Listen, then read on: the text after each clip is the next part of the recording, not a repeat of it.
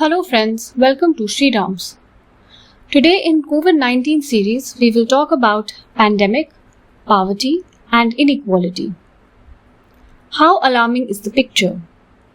UNDP's measure of global human development is a combined measure of the world's education, health and living standards.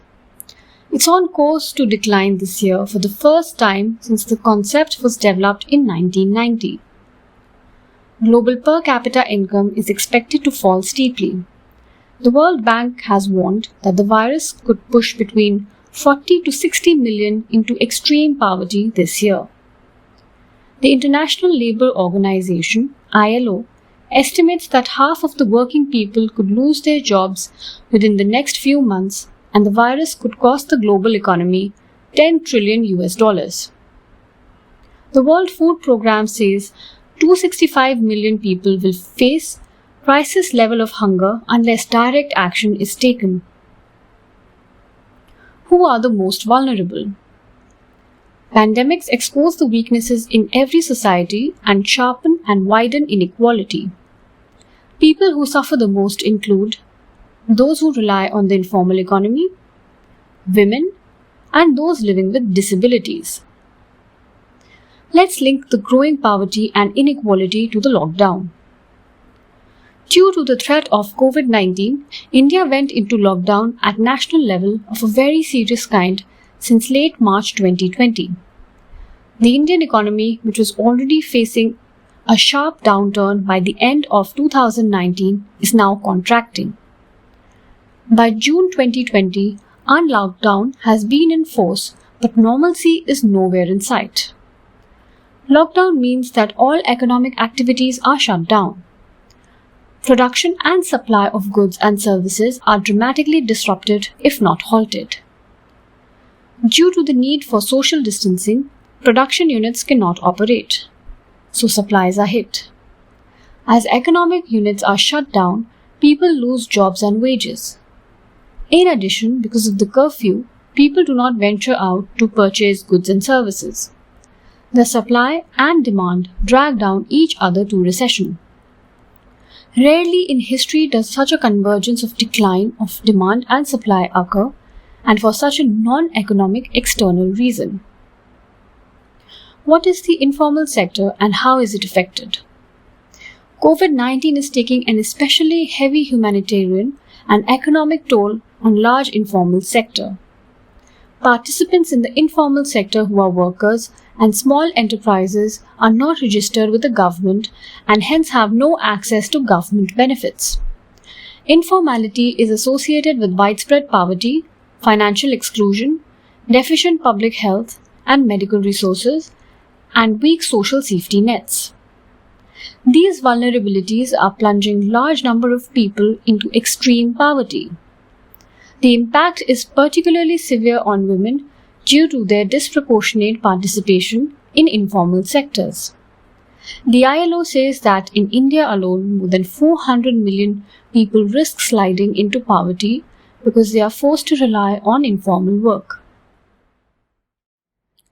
Will there be recovery soon? Steep fall in government fiscal resources means less expenditure on recovery and a slower recovery. It means reduction of spending on health, education, and infrastructure.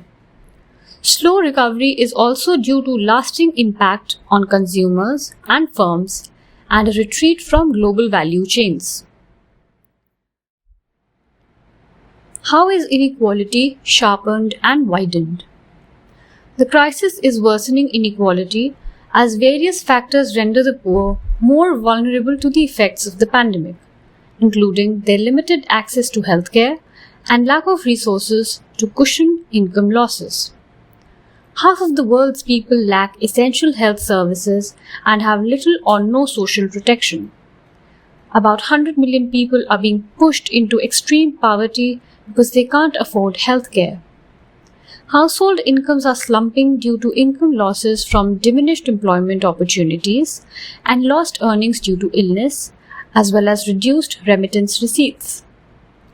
Other vulnerabilities relate to deprivations in water, which can weaken immune systems and hamper hygiene, and in cooking fuel, which can increase chances of respiratory disease among households.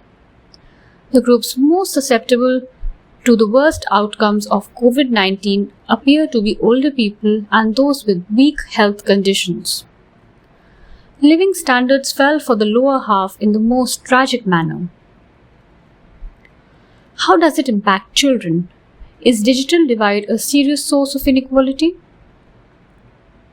Lack of internet access or education may impede efforts to connect people with life-saving information.